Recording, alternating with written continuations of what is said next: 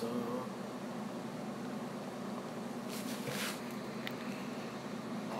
let's see if this one will be better. Can't do it. Hey, we're here. My goodness. I was beginning to wonder if it was going to work tonight or not. I guess we shall see. Oh, we got comments. Hoorah from my fellow Devil Dog over there in Frisco, Texas. First, not quite, buddy. You were third. You were close, though. You were close to first. Maybe next time. Diamond Rogers in the house. Hello, Diamond Rogers. How you doing? Bass Angler Kings. Nice to see all you guys joining us tonight. Well, we got some weather coming, guys. It's going to be a lot of... I think the bite's going to get quite a bit better over the next week or two. But it's going to be uncomfortable to be out there because it's going to be really windy, rainy. Anytime it's doing that, even when the weather's in the 60s and stuff, it's pretty brutally cold when you got all that rain and wind to contend with. So, somebody from Colorado, Brandon Parrish, nice. Unknown Night, how you doing? Number 5, brother, from Jason Baker, appreciate that. Nick Cavasso, still at work, but finding the time to join us, we appreciate that. He said, I promised you Jason McCracken. He's going on a trip with me tomorrow. I did. I told you, we're going to catch some fish tomorrow now. We're going to swing on them a few times now. That's going to happen. Somebody says they just got some Smash Tech convicts in the mail about 5 minutes ago. That's a good man right there. That man means business right there, ordering up them convicts. Got a little sweet tea tonight. I apologize if I go to sniffling and sneezing, man. My eyes, allergies. Hey, I promise you guys that spring is really, really close. And I got the alarm clock right there, and right there. So spring is coming because my alarm clock is going off like a bell today. They will not be spawning this weekend, guys. There might be 1 or 2 of the very first stragglers jump up on a bed this weekend. I did find some water today that was 58 degrees this afternoon. So with the new moon, you could have just 1 or 2, but it very, very random, very rare bedfish that might occur over the next few days. As far as something you could actually target and plan on trying to go out and catch, that's probably going to be first week of March on that full moon. It's probably when that's going to happen. So, somebody's asking any advice for Sunday on Lake Palestine. Well, I'm fishing a lot of water that fits what Lake Palestine does as far as shallow water, grass-driven stuff. So let's just jump right into the top 5 and get those knocked out, and then we'll answer some questions. I want to throw this one out there first just to kind of get out of the way. Little 1/2 ounce, black light colored, 6-inch Divine Hybrid jig with a smash crawl trailer. Hey, that jig's been a really good deal for us here lately. But the problem is right now, when it's as windy as it was today, as windy as it's going to be tomorrow, you just can't stay in that creek channel. You can't feel that jig down there. It gets a lot of slack blowing in your line. You hang up more and you can't feel the bite. So the jig bite is a top 5 bait on the days that you can fish it. Today and tomorrow are days where I won't even touch the jig just because of the wind factor. That's a pretty sensitive deal, so you got to have good sensitivity. But you guys will see tournament footage from the Lake Fork Guides tournament, which actually took place last Saturday. You guys will see footage of that Monday, and I'll go on and show you the bait. We ended up in second place by a 1/2 ounce, like literally the closest finish I've ever been a part of. Tiger Truce 6-cents Quake 70 got it done for us. That's the lipless bait that's been the best lipless bait for me. It's kind of a unique color scheme, chartreuse on bottom, orange on top, kind of neon on neon there. But hey, they've been biting it, and they've been eating it good. So that's been a good bait for us here lately. And you'll notice something real similar here on my Movement 80X, the color I'm throwing this week. Lava Truce. Lava Truce has been my best Movement 80X color. This piece of plastic right here caught a few fish today, so that's been a good bait for us as well. That Movement 80X, guys, it may not always get you the most bites, but it's one of the ones that day in, day out, you can throw it and grind with it, and it's going to get some bites. Okay, and some of those are going to be good bites. Well, that's 3, so we got 2 more to go here. All right. If you guys watch the seminar, you saw me talk about this, but this is kind of a special tweaked out spinnerbait I got here. It's got a chartreuse and white skirt, 3/8 ounce head, and I got a really big number 6 gold willow blade that I add on there. A little bit of orange flash for this time of year. It's kind of something I've thrown on fork for a lot of years, and that little tweak deal where I put that bigger blade on there allows me to really slow it down, and that's been kind of a little bit of a hush-hush technique that I've kept to myself, being able to roll that bait that slow with that big willow blade. A little more subtle presentation than some of the heavy thumping blades. Just something a little different that I've gotten a lot of bites on over the years, and it's starting to get big. We got some bites on that today. So all these things that are kind of the normal pre-spawn, full-on pre-spawn patterns are starting to go down in a big way. So it's happening, guys. It's happening. It's going to be, here within a couple weeks, we'll have some fish start to spawn, and before you know it, it'll be the second half of March, and it'll be on. So the pre-spawn deal is going down right now in a big way. My old standby, and this bait's getting stronger by the day right now. White chatterbait. You see I put a little chartreuse on the tail right there, but 3/8 ounce white chatterbait with white live magic shad. That old standby is getting better literally every single day as we go through the pre-spawn period. So make sure you got one of those tied on at all times. That was actually probably the most productive bait today was the chatterbait. So, woo! The old Nose-N-Heiser is telling me about it. Excuse me. Apologize for the allergen-related things. What depth range am I catching them in? Kate King is asking, what depth range? The dirt. Really shallow. The shallower, the warmer right now, and the warmer the better.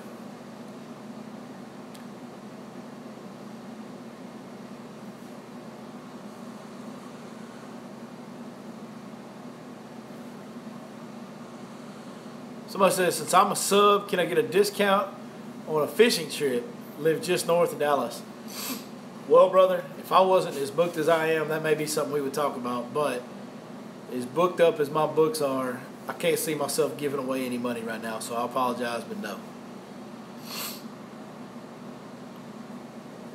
Do I ever use a 1-2 combo as far as two different baits? No, I tend to pick one search bait, try to stick with that. I really will sort through all of my search baits, be it the Movement 80X, the lipless crankbait, the spinnerbait, the chatterbait, whatever it may be. I'll kind of rotate through all of them until I get a bite or two. Then once I've gotten a bite or two on one, I have some confidence they'll bite it that day.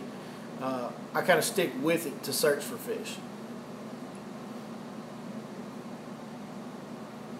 Do I throw the original Elvis spinnerbait? I do throw, as far as the nighttime spinnerbait, the original Elvis is my favorite nighttime spinnerbait.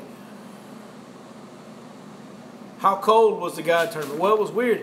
So in the guides tournament, the morning started out, it was 60 degrees. And you guys will see this on the video Monday. I've got a really cool shot of the weather where it's heavy, dense fog, 60-degree warm morning. And then all of a sudden the wind starts blowing out of the north, 852.7 miles an hour. And literally you can watch the fog in just a matter of minutes blow completely out of the area we were fishing. And it got cold. By the time we got off the water, it was in the 30s. The north wind was howling 25, 30 miles an hour. And it was drizzling rain, mist and rain on us. It was a nasty, painful, brutally cold day after that first morning, where the first part of the morning where it was warm. How long do I stick with a bait before moving on? Hey, that depends on how many bites I've gotten on it. It's just that's a day-to-day deal. That can change with conditions changing during the day. There's too many factors for me to really answer that question. I will rotate a bunch of baits. I'm prone to, and I'm bad about picking up one rod for 5 minutes and picking up another rod for 5 minutes until I get a couple bites. Now, once I get a couple bites, I tend to stick with it. Do I throw swim baits? I do throw a lot of swim baits, and most of the swim baits I throw are from Smash Tech Custom Baits. Heath Taylor makes great baits. Trying to think of some others. I might throw a Kitech. I throw a Kitech swim bait a lot. Smash Tech takes care of just about all my swim bait needs, to be just straight up honest with you. Are the big females still in channels? No, sir. We caught in the guides tournament. Well, I don't want to spoil it, but you'll see. We catch a really big fish. We caught the biggest fish of the tournament. We won big bass in that tournament. You'll see that on Monday's video. But that fish, my boat was sitting in 1.8 foot of water when we caught that fish. So I would not say that they're in the channels. There are some big fish in the channels, but there's some big fish up in that dirt too.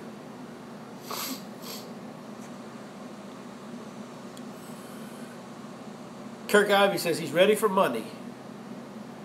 His question is, am I going to put you on? Oh, I'm going to put you on them. The only question is, can you catch them, bro? We're going to be around them. Just kidding, Kirk. We're going to have a good time, man. We're going to have to fight the weather a little bit, a little rain, a little cold, a little wind. But we're going to get it done, man. Adapt and overcome on all that stuff. So, I really apologize about the nasal and the sniffles and all that.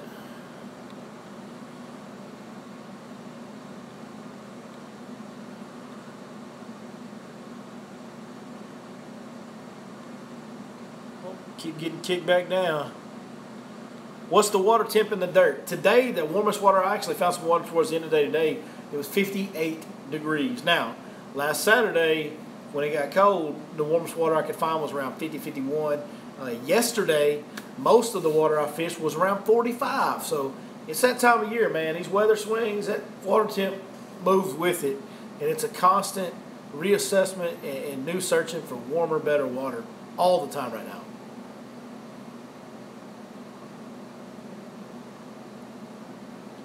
Warming trim fish pretty good. Warming trim fish pretty good. Somebody asked how the warming trim fish today. It fished okay today. You know, they bit okay. I think after this really warm night tonight and another day, you know, had a really good day of warm weather. Sun came out this afternoon. It was 70-something degrees. We're going to have a really warm night tonight.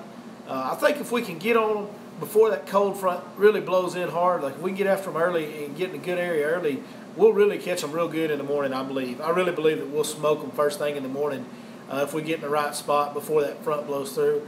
I still think even after that front blows through, they're going to bite a little bit until that water really starts cooling off, and that'll take some time. So we'll be cold. The air will be cold. The north wind will be blowing and all that, but you know that water's going to take a little while to cool off, and I think until it does, we ought to be able to catch them pretty doggone good tomorrow, I believe.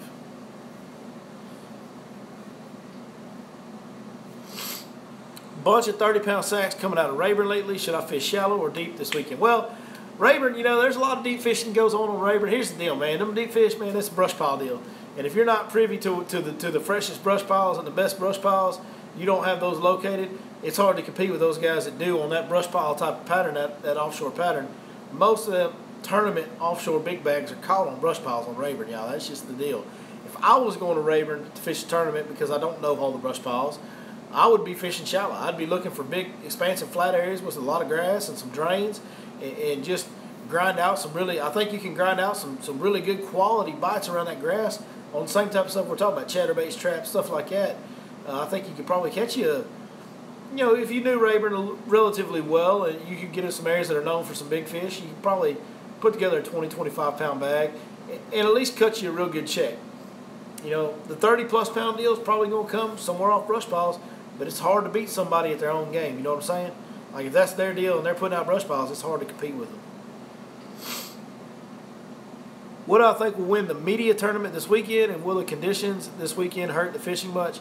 It hurts us more than it hurts the fish, guys. I mean, them fish are going to bite a little bit this weekend, I think. I mean, it's going to be a little bit slower because we got a cold front coming, but the fish are still going to bite. It's pre-spawn time. They're feeding. As far as media, I mean, it just depends if somebody catches an over. You know, Fork being a slot lake, I can see it. I'm going to tell you it's going to take a good underbag. There's a lot of heavy unders in the lake right now. I would say it's going to take a high 9 or probably, honestly, around 10 pounds of unders if no overs are caught. Now, if an over's caught, I think it's going to take a really big bag. I think it's going to take a 15, 16, 17-pound bag with the slot, 1 over, 4 unders. That's a big bag now. That's a big bag. So I think it's going to, you're going to have to get them. You're going to have to get them pretty good to win that media tournament.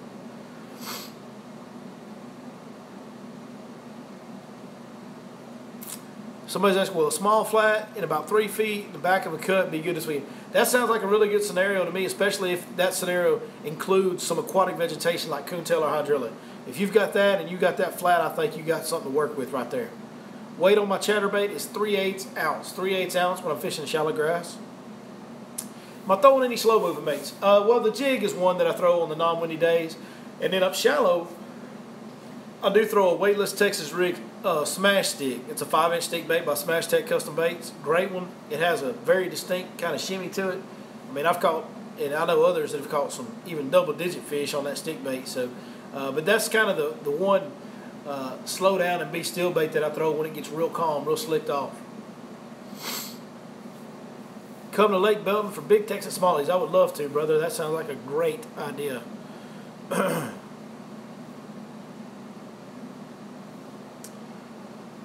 Sean Maldonado says we should have stuck with the orange on our baits. He went on a trip with me the other day, and it was cold, and it was a grind, to say the least. Do I take major and minor fishing times into consideration when determining what to throw and when? I mean, I try to catch them all day, but I definitely do. I mean, I'm aware of those peak feeding cycles from the moon phase, and I really try to focus and be in some of my better water, my best water if I can, and just really buckle down and just make sure I'm doing everything right during those times.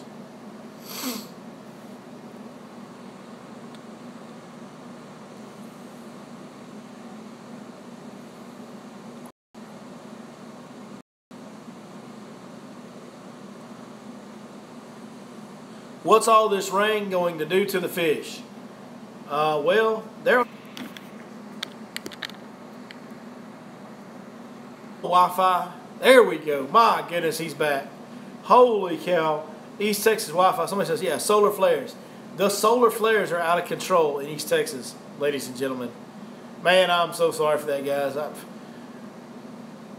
I don't know what's going on, man. I don't know. East Texas, Wi-Fi, internet. It's, welcome to my world, boys and girls. That's the way it goes. So, all right. I lost our place where we were, so somebody popped me a question in or something and remind me where we were. Name brand of my chatterbait. I cannot tell you that because I will get a retailer in trouble. I'm very sorry about that. 100-foot Cat 6 cable. Yeah, I mean that might be good, but having to do it on your phone, I don't know how that would help. Bad Wi-Fi or not, you're still, bro. I'm nobody's hero. Thank you, Bass Smasher, but I promise you, I'm nobody's hero. I'm just a guy that is fortunate enough to find a way to make a living doing what I absolutely love more than anything else I could possibly do. So I'm very fortunate, and you guys are my heroes for watching me, man. I just enjoy talking fishing with y'all. So my Wi-Fi says it's time to get on lake. I like that. That's the best answer right there. Oh, what about the rain? So the rain, see these fish, they're already wet. So the rain, it's not going to do nothing to them. Yeah. You know, if it dirties up the watercolor, that could affect it. Maybe right after the rain, it drops the water temp a little bit. But we have enough warming weather coming for the next week. I think it's going to offset any negative effect that the rain may do to them. Dirty water does not bother me this time of year, and it does not bother the bass. Dirty water on a sunny day will actually warm quicker. So the rain coming, good, man. Fill the lakes up, get them up in that heavy cover. They like that stuff anyway. Let's get some good cover in the water for this spawn and get this thing going the right way. Do I do any fishing? I've been to Lake Winsboro one time, and I did it on camera. And I caught some good fish. I've just never really fished Lake Winsboro much. But I liked it when I went. The one time I went, I loved it. A lot of good docks, a lot of good shoreline cover. I liked what I saw. Is this another new hat? Yeah, this is another new 6 Sense Lures hat. I got, I don't know, 5 or 6 6 Sense Lures hat now. Hashtag sponsorship. Ballin'. That's what we do, 6 Sense Lures. Can't tell you how proud I am to be a part of that team because they do things the right way.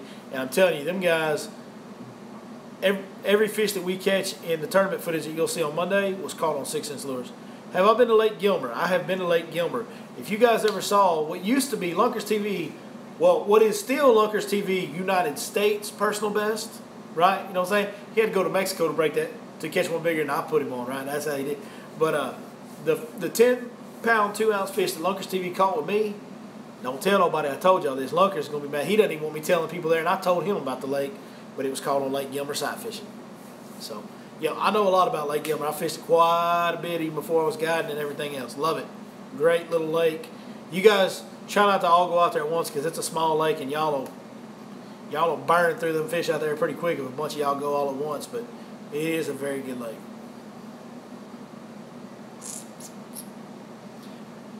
I'm a veteran, so I'm a hero. Well, thank you. I'm not, guys, I'm not a hero, right? Like, I'm a guy that does what I love for a living. And yes, I'm a veteran. I used to be in the Marine Corps, but man, I could give you a list of several guys that are much more deserving of hero status than I could ever dream to be. So I'm not a hero, man. Thank you, though. I do appreciate it. It is appreciated. Billy only catches giants. I wish, man. I wish I only caught giants. I wish I caught them every day. You know, that's one of the big myths about fishing. Man, we don't catch them every day, guys. I mean, it just, you know what I mean? Like, People think we go out there and we smack them every day and we catch the fire out of them. It doesn't happen like that. I mean, in fact, most days are kind of a struggle and a grind, and then every once in a while we have those days where we just, everything goes right and we smack them, you know. Yeah. Where is he? Where can you see him? Where'd he go? He's right back there somewhere. Oh, most interesting man in the world. Yeah, he chills in my garage. Y'all don't know when the most interesting man retired and they brought that new weird looking dude in. Right there. Hey, he says I don't always catch bass, but when I do, I catch them with your Lake Fork guide. Right? Hashtag worst. How did I do in the guide tournament? Man, you got to wait till Monday to find out, bro. You got to wait till Monday. You won't be disappointed. The footage is pretty dang epic. How many times do you catch stumps or avoid them well? Sometimes I feel like I am playing Plinko. Yeah, there's definitely some strategic pinball going on with the boat and stumps getting in and out of some of the areas on Lake Fork, right? Like, you got to hit this one at this angle so that you can hit that one at that angle and hit that open spot. I call it strategic pinball is what I call it. I hit them every day, by the way. My seasonal map pack work, yeah, we do, yeah. So on Humminbird, here's the deal. Humminbird does not allow for descriptions. So on the Guide and the Graph map chip, you will get the waypoints, you'll get the titles, and then you will get a hard copy on paper of all the descriptions of the areas, how to fish them, what that area is, that type of stuff. It comes on a hard copy because Humminbird does not have a spot for descriptions. So yes, it works for Humminbird. You can get all the waypoints and the titles. You just have to carry that little description sheet with you. When do I start fishing topwaters? Actually, don't tell nobody, but I'm probably going to throw a buzzbait a little bit tomorrow. Like, it's on the warming trends, I'll fish them right now. Like, if there's a big enough, if the water in the back of a cove is warmer than the water in the mouth of the cove, and there's a big enough gap, that will drive those fish so shallow that I catch them on topwater reaction type baits like a buzzbait in January, February, whenever. But I gotta have, it doesn't have to be really warm water. Like, it can be 50-degree water, but if the mouth of the cove is 40-degree water, then they'll pile in so shallow in the back of that creek where it's warmer, and the shallower they get, the warmer it gets, that you can catch them on topwater baits. But as far as every day throwing a topwater, you know, when they get on beds, real heavy, probably mid-March, somewhere in there is when I really have, I always have a topwater ready to go, and I throw it some every morning, probably going to be mid-March. Somebody says, I'm going for a week April 1st. When do I buy the map chip? You can buy that map chip starting March 1st. So they work for, they're for every 2 months. So right now, January, February is out.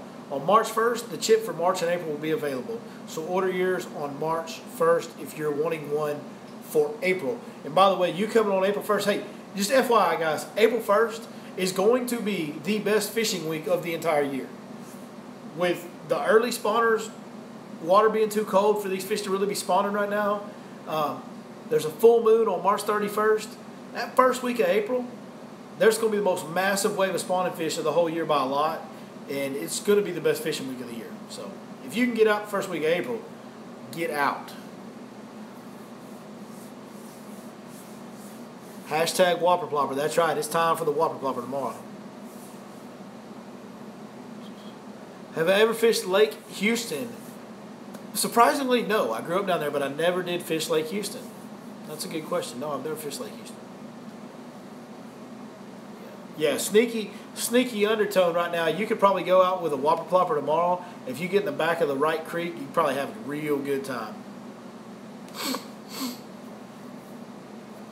Somebody says that's the Teen Wolf moon, baby. That's right. We're going to do it up big on March 31st at that full moon. Well, we're going to wreck them that first week of April, I'm telling you. It's going to be a good time. Sight fishing for double digits every day. Well, maybe not, but that's what we're hoping for anyway. If we get one or two of them off a bed a year, I get happy. Hey, that's the other thing, guys. A legit, true double digit is a rare, special deal, guys. I'm telling you. Like, there's a lot of people that say, oh, 10-pounder, this is a 10-pounder. Hey, a real, legit 10-pounder, special deal that doesn't happen very often, right? It's a big thing. Local watering hole around Lake Fork? I mean, East Fork is where everybody kind of used to go. I don't know. I hadn't been to one in so long. There's basically two. There's East Fork and there's something called Gateway.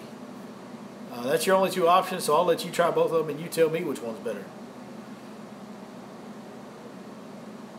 He said he wants to see the fishing. Did y'all catch the thumbnail on yesterday's video? Talking about, I don't gotta dance. I make fishing moves, huh? Yeah, that's right. I don't gotta dance. I just make flipping moves and hook setting moves, fishing moves, baby. April 2nd, yeah. I don't know what the question mark's about, but April 2nd will be on. How will tomorrow's major cold front affect the fish? So,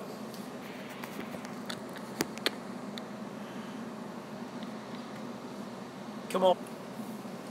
All right, I'm going to answer a couple more questions. I won't have to go because Wi-Fi is acting crazy. Somebody says, if I only had one bait for this Saturday on Fork, what would it be? 3/8 ounce white chatterbait, 4.5 inch live magic shad. I'd stick with that all day and go knowing that I might catch a bunch of unders and I might catch a big old giant over. But you can catch them all on that bait. Need to pitch in for a good video camera. What?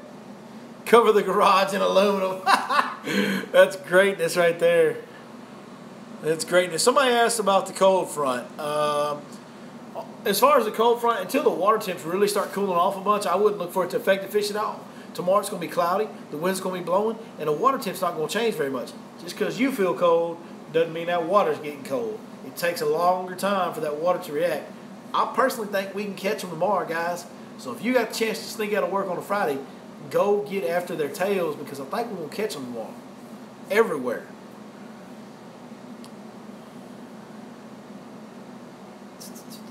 All right. So, hey, that catches up on questions. And since I can't get a signal out here in the deep East Texas woods, somebody's talking about buying me a camera for a guided trip. I don't know what kind of cameras y'all are talking about. I mean, is it because my footage isn't good enough on my videos or because I'm live streaming on my telephone? I don't know which one we're talking about.